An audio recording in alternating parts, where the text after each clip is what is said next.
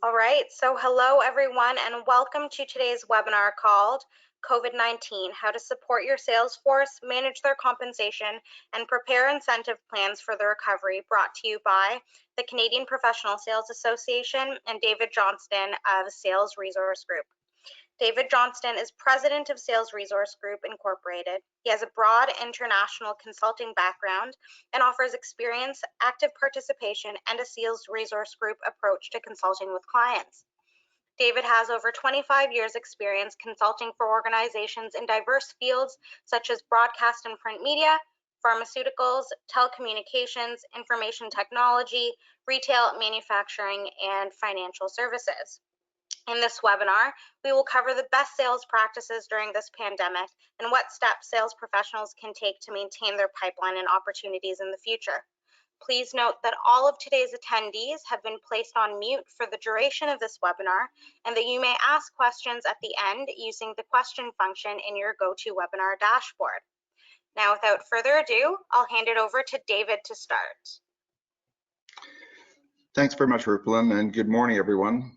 Thanks for attending this session. It's obviously a very topical issue, and it's something that has really taken over all of our thinking over the last little while. Interestingly enough, 2 months ago today, I was lying on a beach in Costa Rica, and this was not something that was even in our minds in terms of what the impact would be and how quickly and severely it would cause change. To prepare for this, I've also done a fair amount of research. I'm part of a group of consultants that have been colleagues of mine that have been looking at the impact on sales compensation as well as sales force effectiveness during this period. I've also talked with both past and current clients to find out what they're doing and how it's impacting them, as well as discussing with salespeople, some of them who are personal contacts of mine and others that are part of my clients' workforce. So we are getting a number of perspectives. I'm not sure who that old guy is on the screen, but I have looked at organizations from across many industries, and every industry has been impacted by this virus.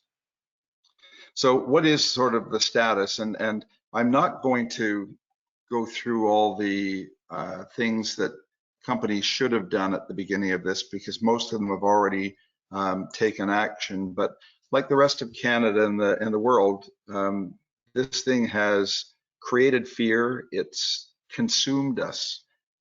The news and the media, it's all they talk about, as well as it's made some huge changes in business conditions that we've all had to accommodate. Some of the research polls that I helped on, one was in April that said that 21% of companies planned to have some form of workforce reduction, whether it was layoffs or furloughs, reduced work weeks, or changes in people's pay or reduction in pay.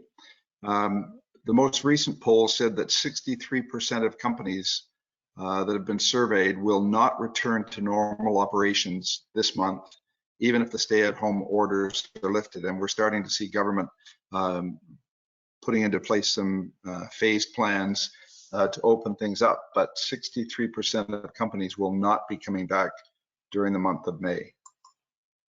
So we're not done yet, but it is temporary.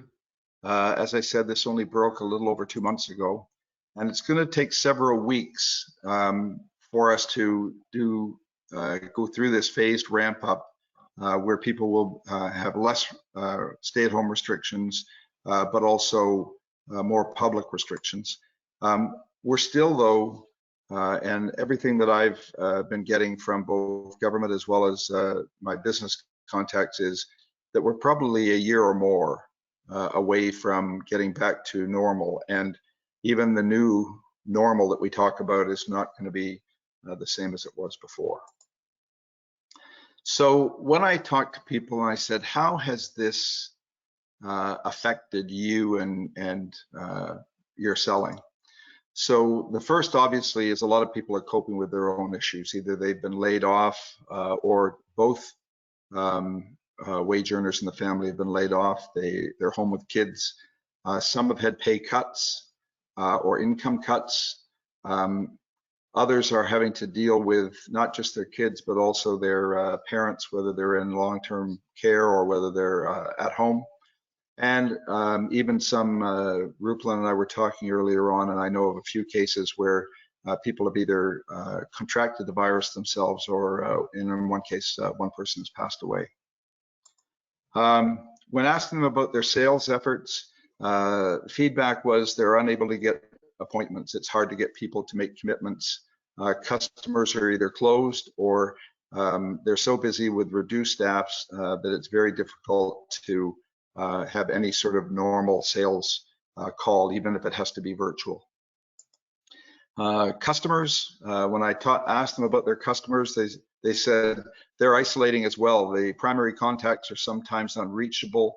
The customers are closed or they're operating, as I said, with reduced staffs. Sales demand.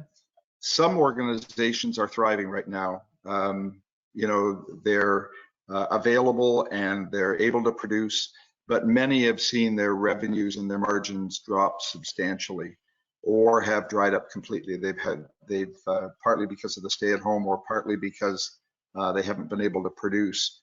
They have no revenue coming in. They still have overhead costs, however.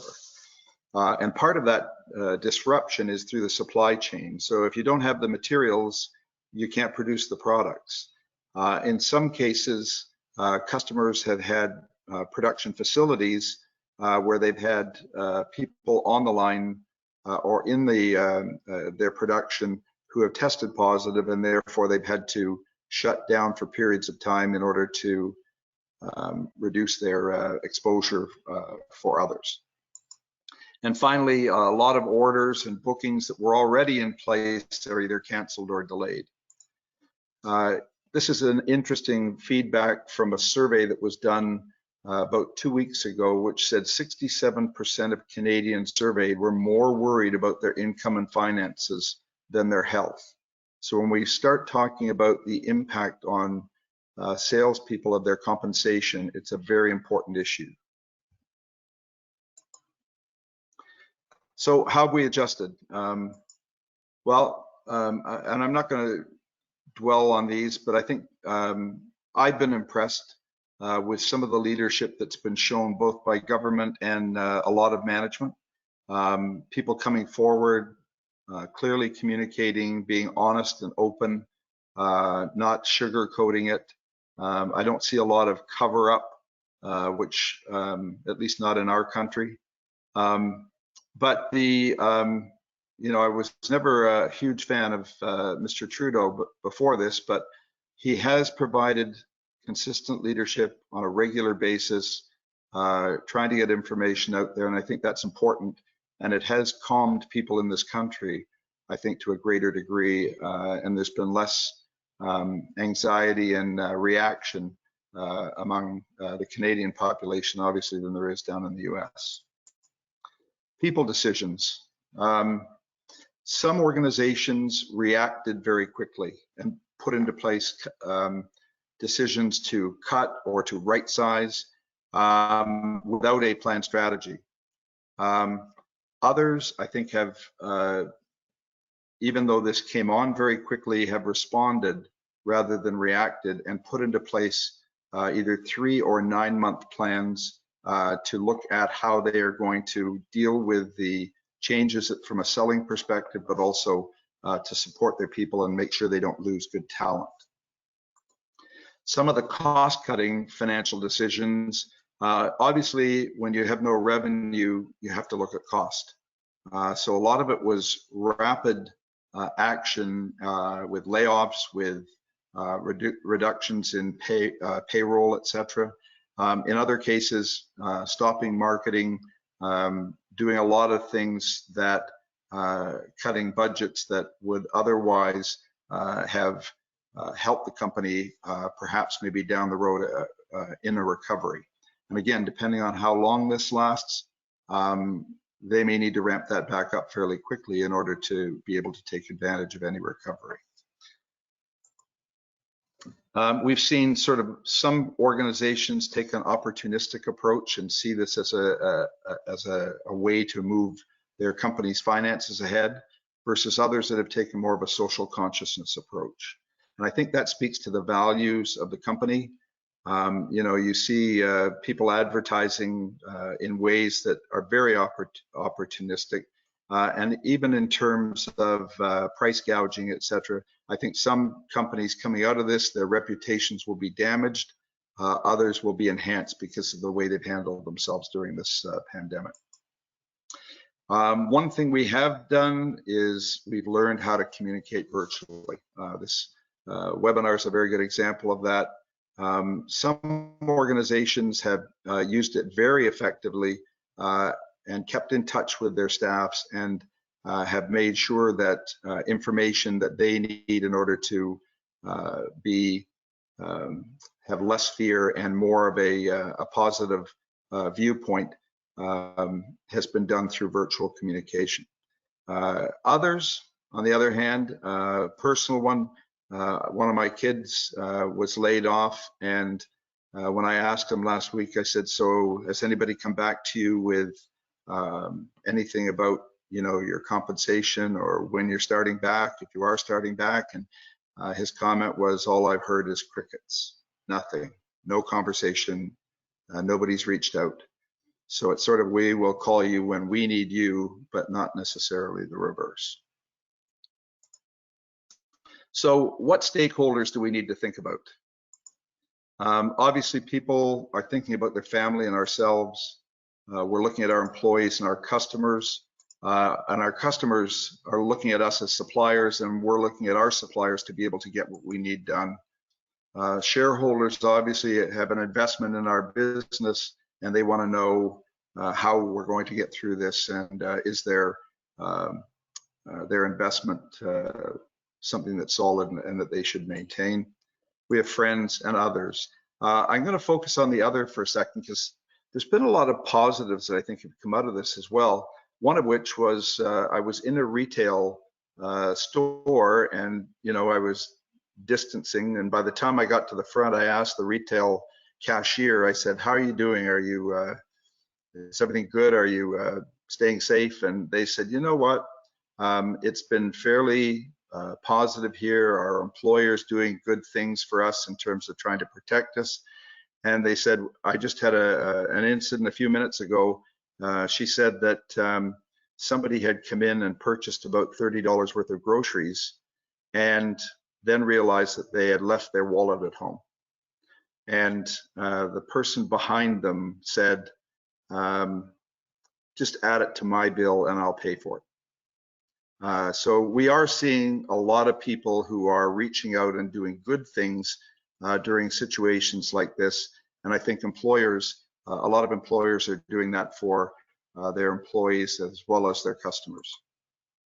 So as sales managers, you know, we're in this 2 months and we're starting to come out, and we're going to do it very slowly. But as sales managers, what do we need to focus on right now during this period?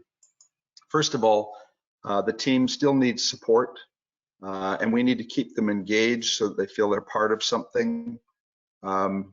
If they're on layoff, if they're on the government support, that's going to end, and they are going to need to feel like they need to understand what's going to happen once that stops. We need to keep them productive, and if possible, selling. So even if your salespeople if you're continuing to pay them, you want them to be productive. You don't want them just sitting at home. And we need to ensure that they're not at risk. And the only way you're going to know that is by communication, by talking to them. And I've got a few things in here to talk about with regard to that. But you want to make sure that they're not at risk financially, and they're not at risk mentally or from anxiety. And finally, we want to position them for success. And I think this is where organizations, a lot of organizations have taken action or have done things to try and mitigate risks, but I think it's important at this point now, as we start to move towards recovery, we need to position salespeople so that they can be successful once full recovery is achieved. So how do we engage and support our people? First of all, and we hear this all the time, communicate, communicate, communicate. 85, in a recent survey that was done by an organization called World at Work, 85% of companies indicated they are communicating with their salespeople at a minimum weekly, and that salespeople are being engaged in calls to discuss their selling, as well as the company's direction on what to sell, how to sell it, and what's the messaging that the company wants going forward. Secondly, there needs to be, there's no more important time than right now for honesty and trust. If you have bad news, or if there are going to be further negative things happening because of this situation, people need to know that so that they can plan. It also establishes trust between themselves and the organization. One of the things that we often hear with sales forces is, that there's a lack of trust, that salespeople don't necessarily believe everything the company tells them. They're not sure about the data. Trust and honesty is a two-way street. We need to be giving them feedback, but we also need to be talking to them about how they're doing and what's happening in their life. One way to keep your people engaged is through some sorts of visible gestures. I'm going to use an example here. One of a company that I am very close to, the vice president of sales, they had layoffs, and there were about 40 people who were laid off, and they've kept just a skeleton sales staff to be able to handle what few orders are coming in. At the end of March, the VP of sales purchased 40 $500 grocery gift cards and sent one out to each of the people that have been laid off to say, this is just something to help support you going forward. I know times are tough and we're still there for you. Very, very strong, positive feedback from their people. The other thing is you need to keep people involved through seeking their input. If you want to engage them, you've got to make sure that they feel that they have a voice. If you're looking at changes, if you're looking at changes in strategy or looking at how to position the product, seek input from your employees as well as your customers. See what are some of the things that are important that they need to feel good about, and how to position the product for success. Keep the team together. One of my clients, they hold their sales meetings with a requirement for all of the people that are still on board, but the ones who have been on layoff or reduced work weeks, they're optional. They can attend. They want them to still feel part of the team, even though they may not necessarily be working full time. Try and introduce some humor. There's a lot of positives out there. There's a lot of interesting stuff, everything from talking dogs to people who are doing concerts from home. There's lots of humor out there. Try and keep it light. It's not all doom and gloom, and we don't need people to feel worse when they are isolating at home. So try and introduce some humor and positives. Another thing that I'm finding people are really responding well to are personal calls. So as opposed to having them involved in a conference call, having managers call their people personally at home, find out how they're doing, what's going on. Even executives, getting a call from somebody at a senior level in the organization asking how they're doing and if things are good and is there anything that the company can do for them. Those things are highly valued by employees. Another thing is to give challenges, looking at the kinds of things when you are trying to get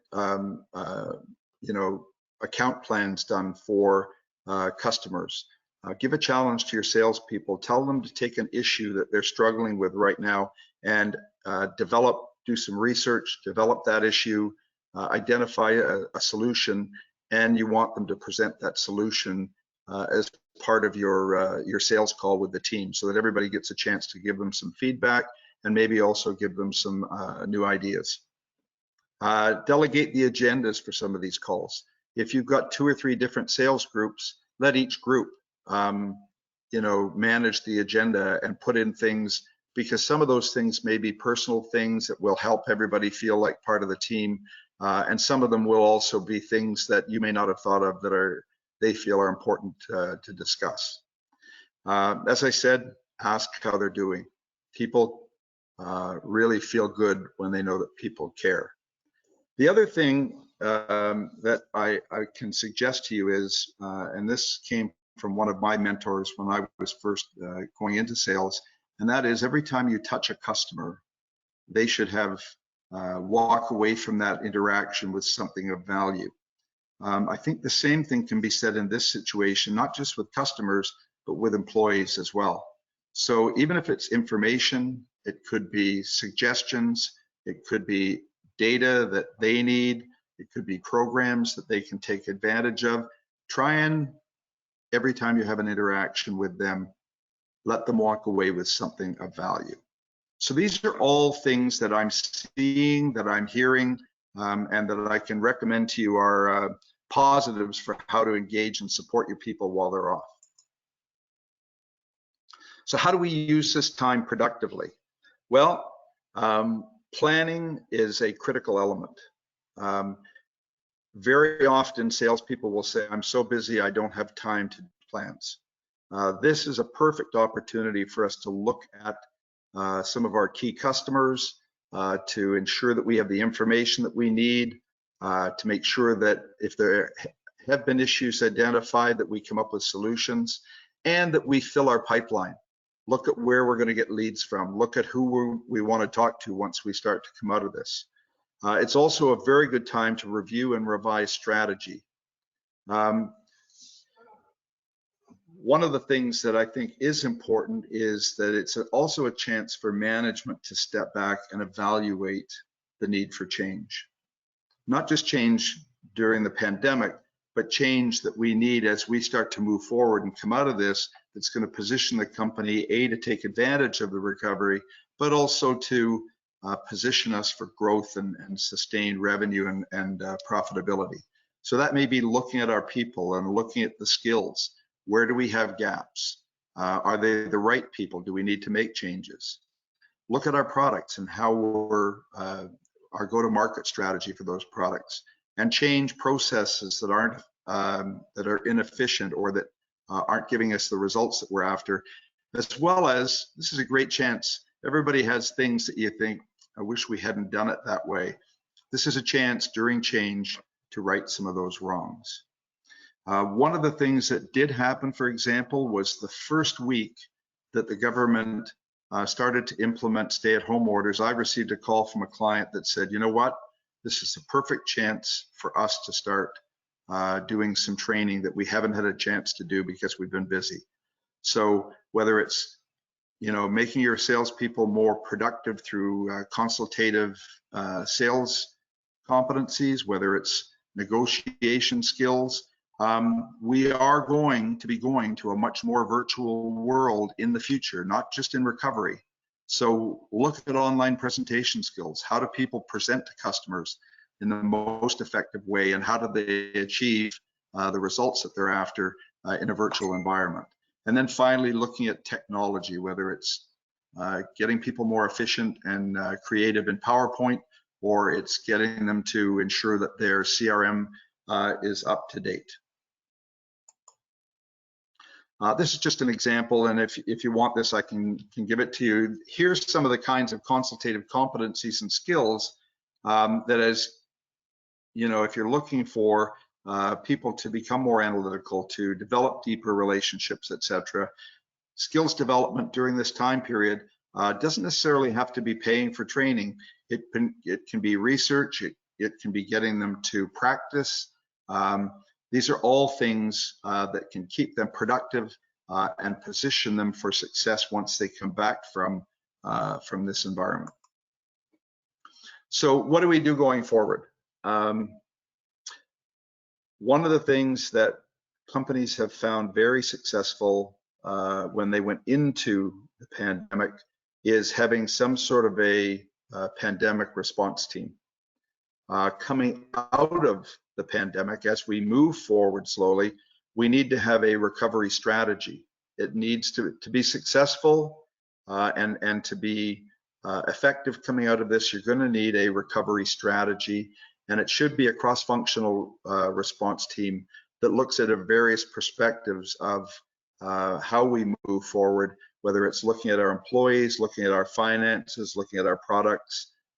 We need different perspectives other than just one from finance, for example. To be successful coming out of this as well, it has to be planned. You need a phased-in approach that looks at the next 3, 6, and 9 months. We need to evaluate our actions under different scenarios. So look at sort of from an employee, customer, and sales scenario, what's the worst case? What's the optimal and what's the good? This has been very successful in helping us look at what we need to do in order to reduce the impact of the pandemic. And I think it's important to look at those perspectives so that you can respond rather than having to react all the time as changes happen going forward. One of the things that social isolation has, the objective is to flatten out the pandemic curve so that we don't overwhelm our healthcare system. The same thing is true in recovery. We need to flatten out the cost curve. What we don't want to do is introduce a lot of costs without the revenues coming in. So we need to look at the cost curve and the revenue curve and make sure that those are closely aligned so that we don't overwhelm our finances, which can get us into trouble. And finally, we want to maintain a focus on protecting our people and customers. And, you know, you're going to have to recalibrate things. You're going to have to look at how things have been done during this period and how we want them to be going forward. And that may not be the way they were before we went into this. You may see this as an opportunity to make significant changes. And finally, communication again is a critical element going forward. We need people to feel empowered. We need them to be going out and selling with confidence and build their trust that they've got the support of the organization behind them. And you want to have progress reports and actions and expectations that are clear in order to make sure that you can measure performance going forward. And it's going to be critical because there will be an upturn, and we want to make sure that people are managed against expectations for that upturn, as well as supported during the time that we're in this downturn. So what do I need to prepare my team? Here are some actions when I was asking sales leaders what they think they're going to do to sort of change the approach going forward. One, they want to review their segmentation and buyer behavior to create a more focused, targeted strategy. You know, when you have business as usual in the past, it becomes very hard to find the time to take that step back. They want to optimize territories to focus on more A accounts. That could also be partly because we may have fewer feet on the street. But I think it's important that territories get optimized and you know, that we have salespeople in territories that will deliver enough, A, for them to be able to earn their target levels of income, and B, that they're very profitable for the organization. The other thing is we want to look at the elements, the product mix, the performance distribution, things that impact our productivity and sales results, and get input from our team and our customers to ensure that the strategies that we're going to employ coming out of COVID-19 are important. So what can we do for our sales, can our salespeople rather do for our customers? First of all, we want to we should be moving from how much to what can I do for you at this time. I think it's important that customers feel that you're not just trying to sell them a product, but that you really care about their business as well as your own, and you're looking for a way in which to help them. And that will buy you tremendous goodwill and trust from a customer base, especially in tough times like this. Change the conversation. Look to find ways to talk to customers about mutual goals, things that, don't just look at transactional type selling, but look at how longer term you can both assist each other in terms of trying to improve your mutual benefit out of the relationship. For your top accounts, whether it's your top 10, 15, 20 accounts, you should be developing, your salespeople should be developing a unique value proposition for each of those accounts based on what your capabilities are, how the product can assist the customer going forward. But in order to do that, they have to have done the research and looked at the issues that their customers are struggling with. And that also gives them a chance to talk to those customers about what's important for them going forward.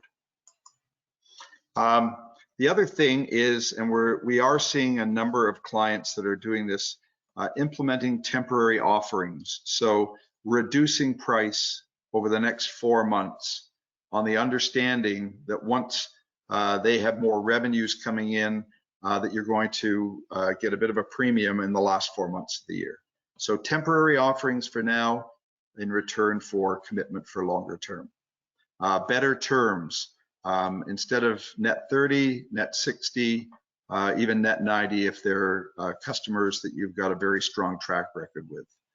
Looking at pricing support, things that you can do in order to reduce the impact on the customer as they get into recovery so that they don't get themselves in trouble with too much cost in the recovery phase. And finally, trade off short-term profit for longer-term commitment. That sounds like a great idea. It's not all that easy to do. We need to look at customers that we want to maintain those long-term relationships with, and we need to see what we can do with them in the short term to make their lives a little bit better. But it isn't just about discounting. It's about a relationship where they're making more of a commitment to you going forward in return for your support during recovery. So dialogue, the relationship with the customer, and the information and knowledge that you exchange with them is what keeps them loyal. We want to, set up sessions with key accounts, companies that you've done a lot of business with, that you do regular business with, so that jointly you can plan the recovery. Make sure that all the important players are in the virtual room and develop a game plan ahead of time as to the things that you're prepared, the negotiation range that you're prepared to offer that customer in return for their support. And finally, look for ways to continually reduce the distance between yourself and the customer. This is done through dialogue, it's done through commitments, it's done through developing that trust. Now, let's talk about compensation. I wanted to give you a perspective. Competitive market pay for salespeople is based on what we call target total compensation. So that's base plus incentive, or the total cash they'll receive if they hit 100% of their targets. When we look at competitiveness, though, the base pay component is discounted in that when we look at the market to reflect the incentive opportunity. So when the incentive compensation isn't there in times like this, salespeople are paid significantly below market. So if I'm on a plan that's 75% base, 25% incentive, and that pays me $100,000, and that's competitive in the marketplace, if I can't earn that $25,000, I'm living off $75,000 now. So we need to look at this, and we need to keep that perspective in mind that this isn't something that these people control, or that we've set up the plans, the program for our incentive compensation, and we need to make sure that people can get through this time to the other side without us losing them, particularly if they're good salespeople. There are some principles as well, so that you understand, you know, from a design standpoint, some of the sales compensation principles that we designed these plans on before the pandemic are now impacted by the pandemic. One is that incentive compensation should be within the line of sight and influence of the salesperson. Ideally, you want your plans to, you know, to be focused on the things that the salesperson is influencing in the decision making and the purchase. However, in times like this, nothing's in line of sight, and the influence of the salesperson may be very limited because they may not even have the opportunity to talk to the customer.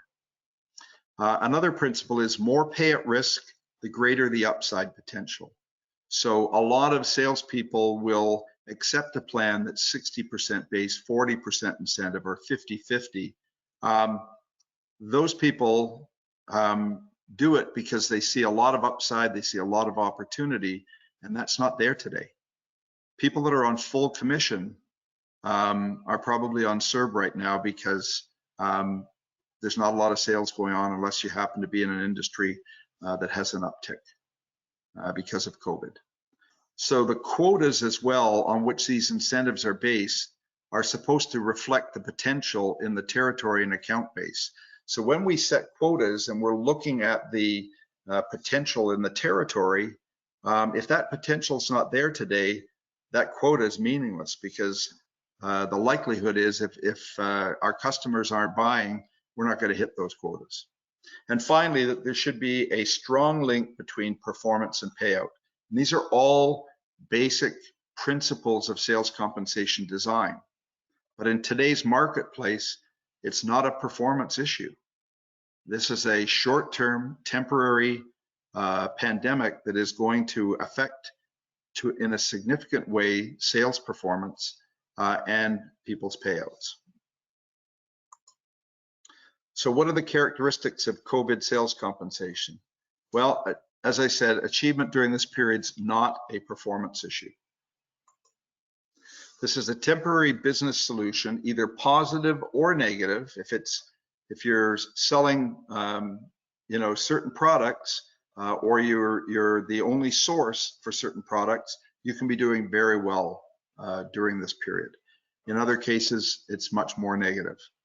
And that's going to change over the next several months, maybe somewhat slowly, but we need to respond now, and we need to ensure that we have the plan in place for how to respond as these business conditions change, to ensure that our salespeople are able to achieve, but also that they're not getting windfalls.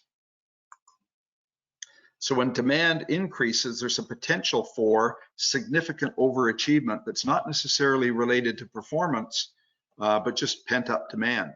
So we need to have a strategy in place as to how we'll handle that and how people should be paid during this. You know, we've developed it for the pandemic period. We need to develop something for the recovery period.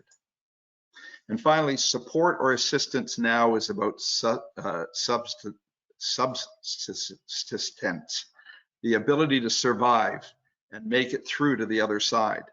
It requires a very targeted, temporary, and measured response to each individual situation. And these things don't come in very slow time frames.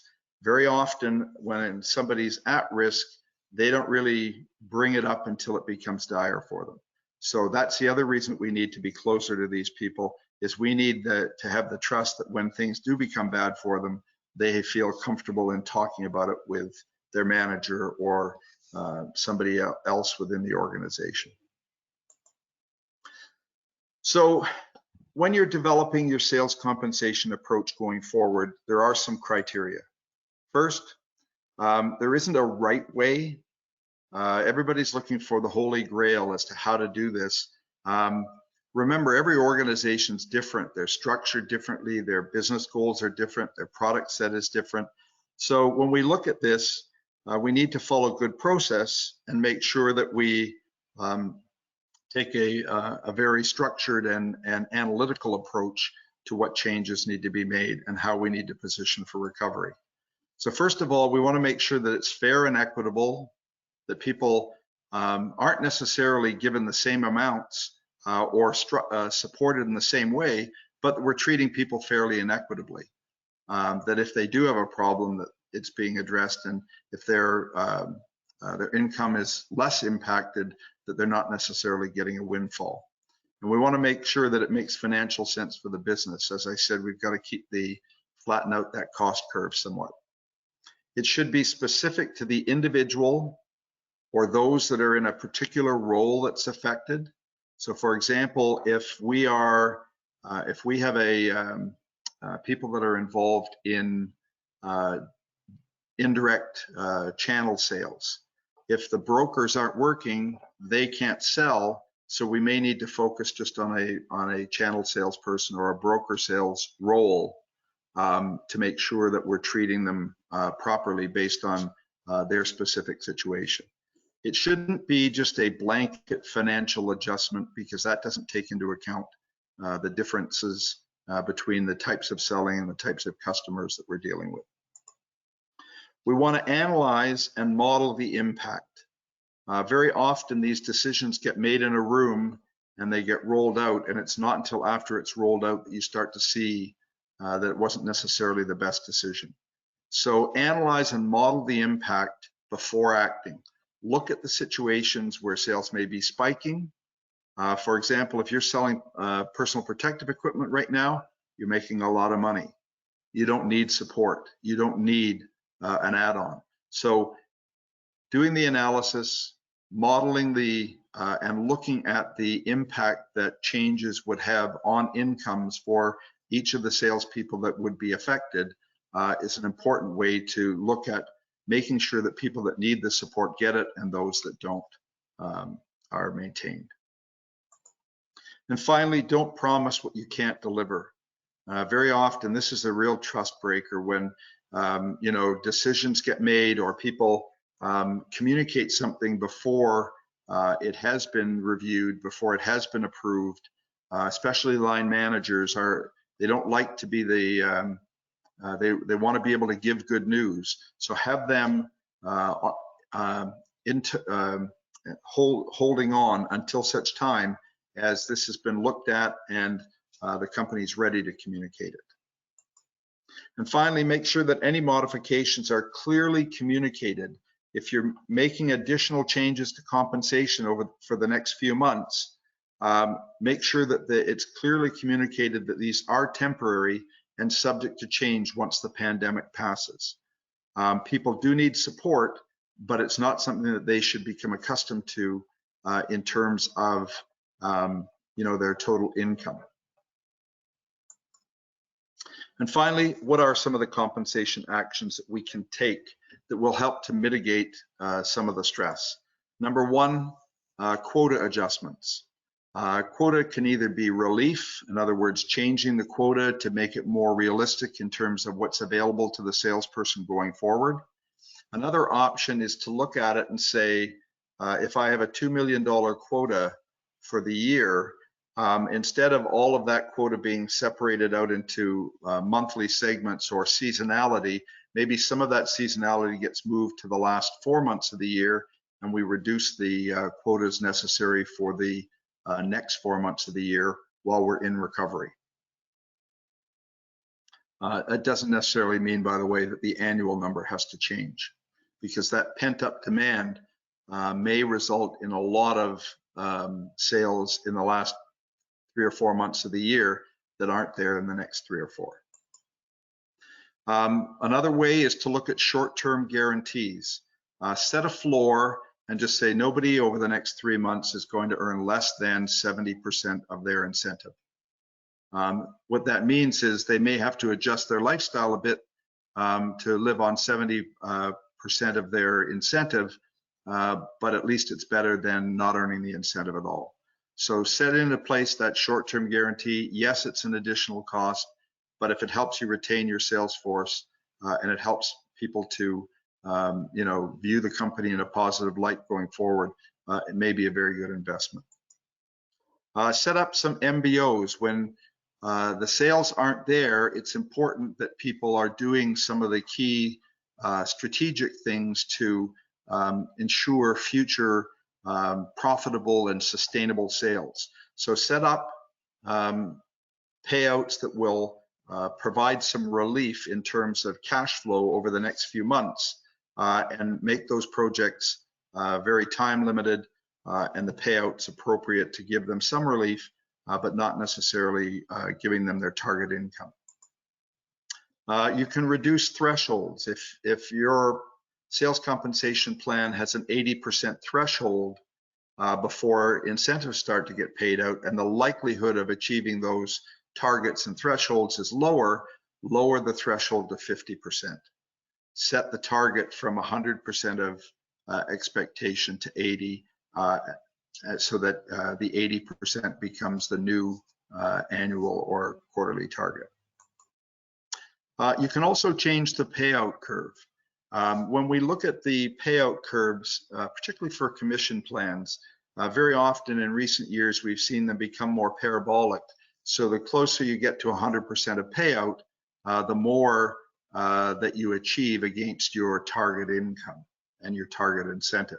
You can change those so that the curve pays out a little bit more at the bottom end, or is a straight line, in order to ensure that if sales are down a bit, that they're still getting enough commission income in order to allow them to meet their family obligations.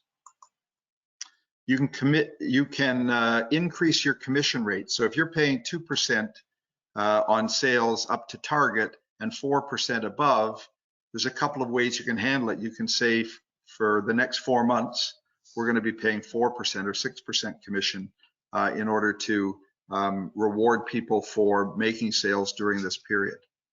The other way that some companies have done it is they've given 150% credit. So they want to keep the integrity of their plan together, but all sales made in the next 4 months are credited at 150% against their annual quota.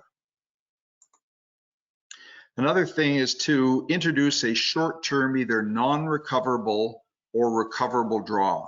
So this helps salespeople in terms of their looking at their cash flows and making sure that they're not put at risk and they can't meet their bills. In the non-recoverable, it's very much like the guarantee in number 2. You're not taking it back. On the recoverable side, it means that you're advancing them that cash that will be netted against future goals, or future incentives rather.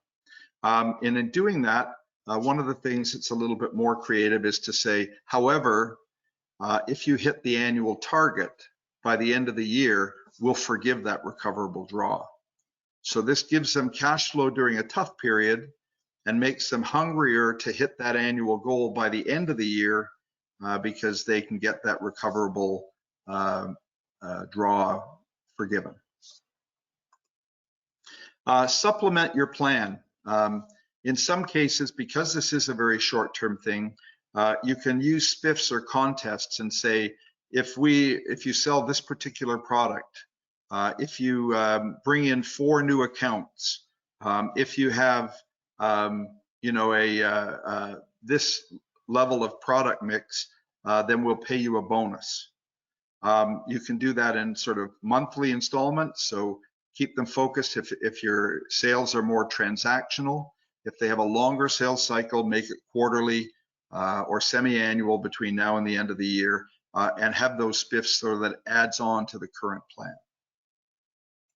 And finally, depending on if everybody is impacted more or less the same way and sales are going to drop for everybody, look at your plan, maybe make changes, suspend the plan that's there, put everybody on a team plan that says everybody's going to get the same payout if the team can achieve this level of sales over the next 4 months. But again, with these types of actions, make sure that people understand that these are short-term to help them during this pandemic period, as well as during the recovery, and that after that, things will go back to change either before the end of the year or for 2021. So a couple of parting thoughts.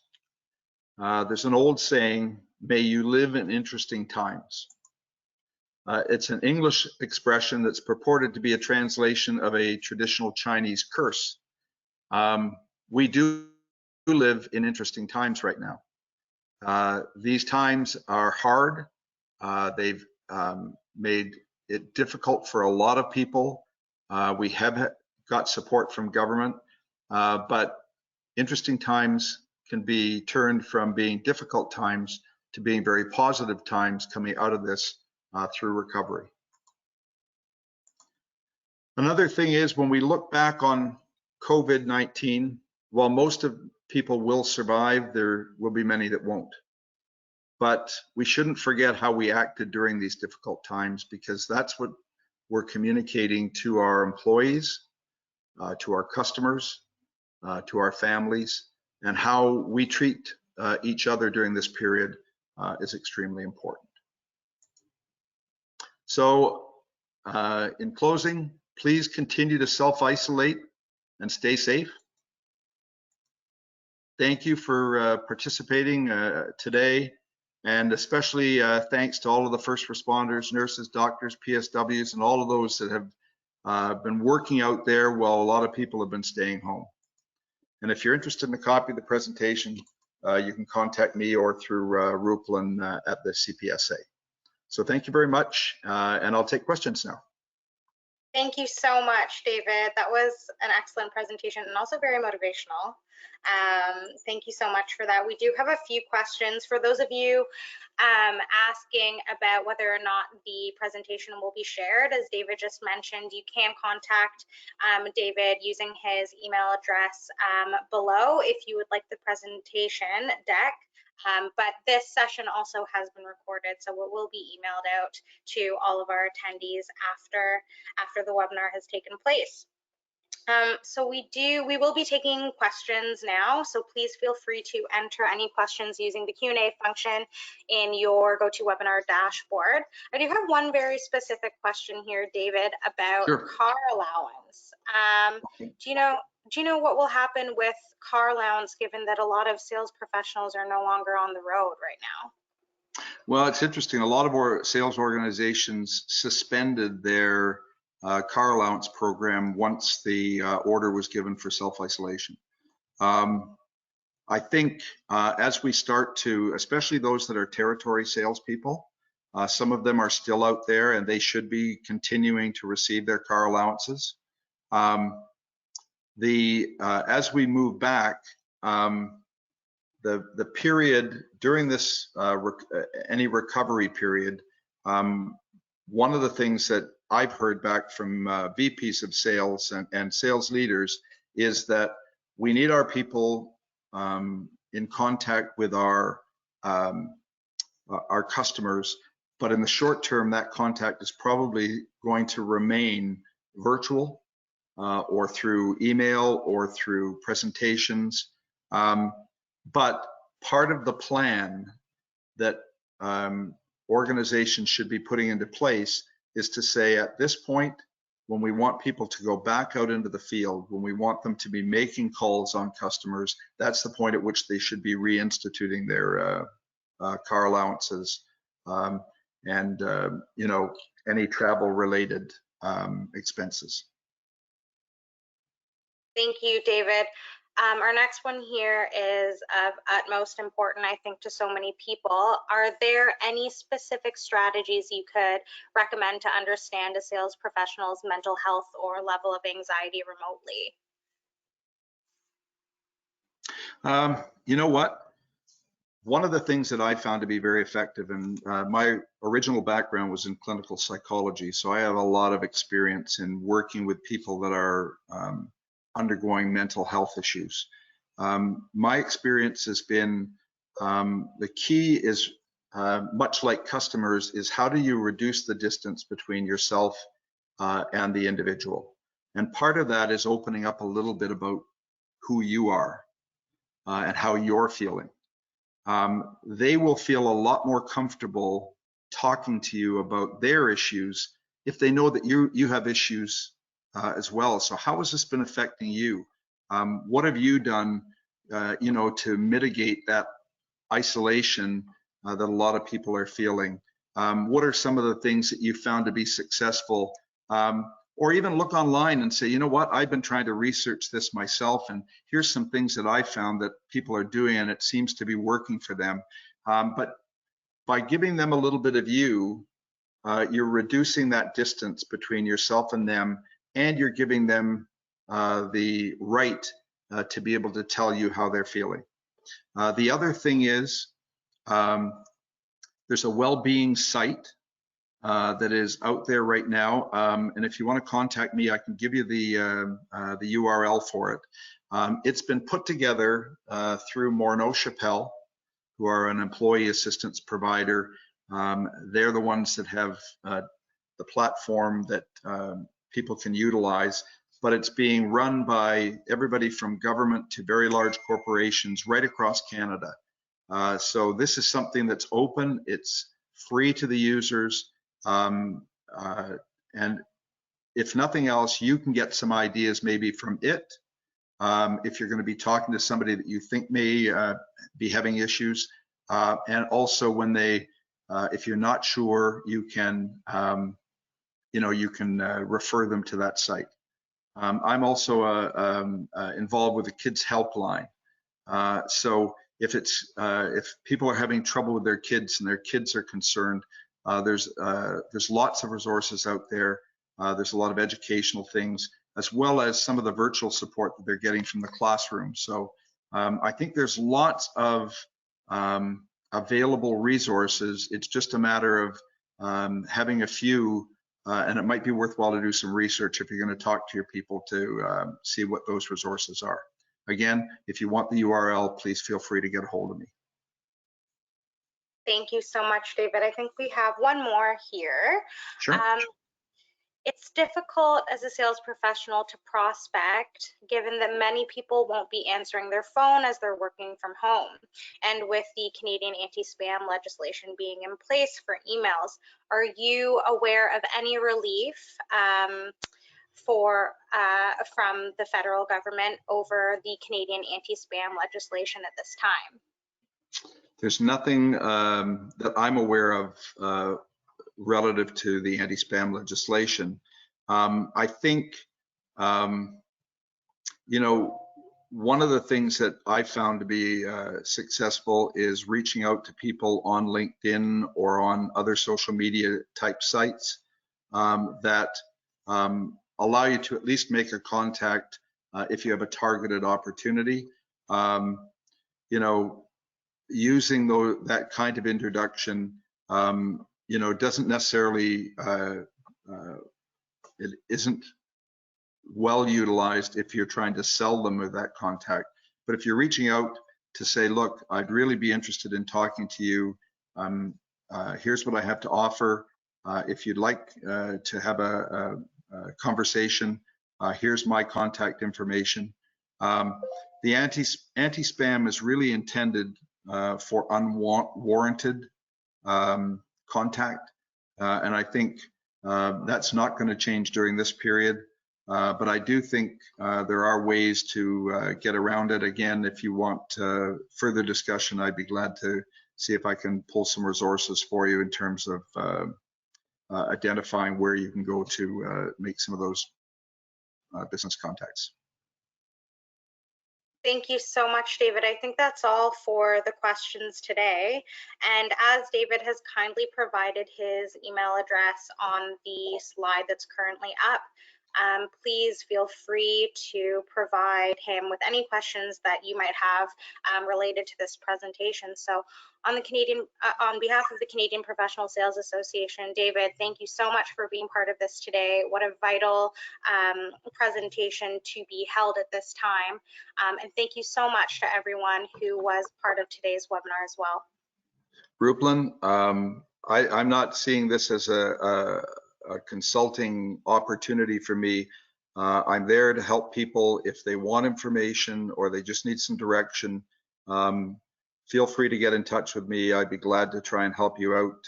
I think we all need to help each other out during this period. And please, everybody stay safe. Thank you so much, David. You too, and take care, everyone. Yeah, bye now. Bye.